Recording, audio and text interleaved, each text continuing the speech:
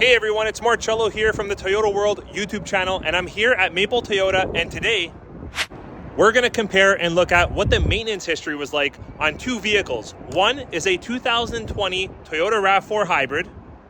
The other is a 2018 Toyota RAV4 LE all-wheel drive non-hybrid.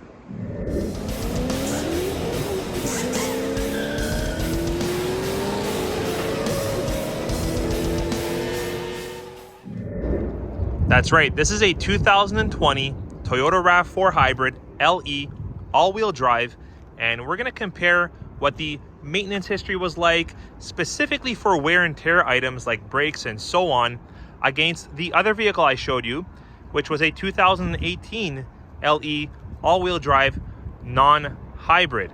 And both of these vehicles are actually available for sale. I'm going to put the link to those items in the description below so you can take a look at the full ad later on. But this vehicle does have just over 90,000 kilometers. This one is also available for sale on our website. I will also put the link in the description below. This is a 2018 model, like I said. It's a non-hybrid. It is an all-wheel drive, and it's got just over 85,000 kilometers on it. So similar in terms of the distance traveled. This one is 2 years older. It's a previous generation. But we're gonna compare what the non-hybrid had in terms of wear and tear and what the hybrid had for wear and tear just ahead. All right, so as promised, let's dive into what kind of wear and tear items were needed and what the regular service maintenance was like for the non-hybrid versus the hybrid. First, we're gonna take a look at the non-hybrid. Now, do keep in mind that specific driving style and driving habits will play a large factor in how soon or how long certain wear and tear items will last on your vehicle. For example, brakes, tires, and so on. So when reviewing this video, do keep that in mind. Oh, and before we go any further, please do myself a favor and yourself a favor and click that subscribe button. All right, so taking a look at the 2018 model, again, 85,000 kilometers, just over 85,000 kilometers, whereas the LE Hybrid has just over 91,000 kilometers, so pretty close for driving distance. When we take a look at the service history on this vehicle, you'll notice that, nothing out of the ordinary. It compromises of services number 1, service number 2, and service number 3. For the most part, service number 1 is an inspection type of service where the Toyota dealer, we will inspect multi-points on the vehicle. Service number 2 is a little bit more involved. It entails an oil change and whatnot. Service number 3, typically what happens is the technician will remove the wheels and the rim from the vehicle and do an actual visual inspection on the brakes. This is usually around the part where you start getting recommended that you might need brakes and so on. So nothing out of the ordinary, but if you notice, take a look here at 63,000 kilometers. This vehicle did need front brake pads, and it also had to have the rotors replaced. So that's at 63,000 kilometers.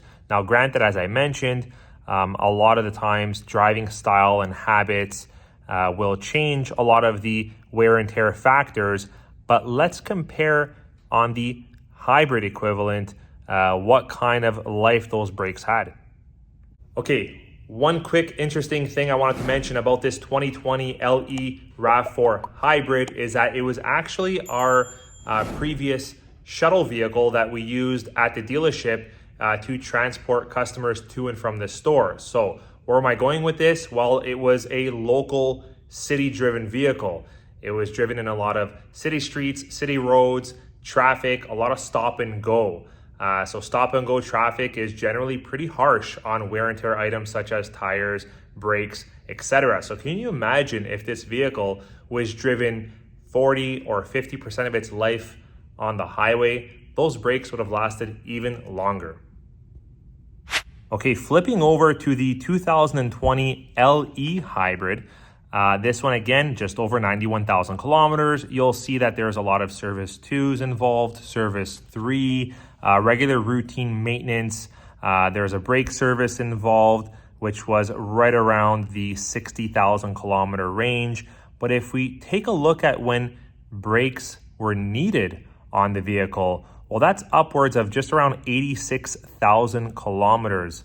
That's when we had to go ahead and put new front pads and replace the rotors, similar work that we did to that 2018 vehicle, just that it was at much lower kilometer than this current hybrid. So 86,500 kilometers, we did the front brakes and replaced the rotors, whereas at 63,000 kilometers, we had to do a similar job to the non-hybrid.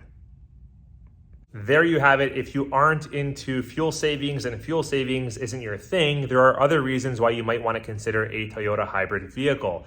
As I just went over, maintenance on wear and tear items could be a lot better depending on your driving style and habits when compared to a non-hybrid vehicle.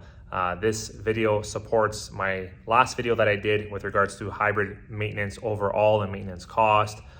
So many very good advantages over hybrid vehicles here from Toyota. I hope you enjoyed this review and this summary. We'll catch you on the next one. Take care.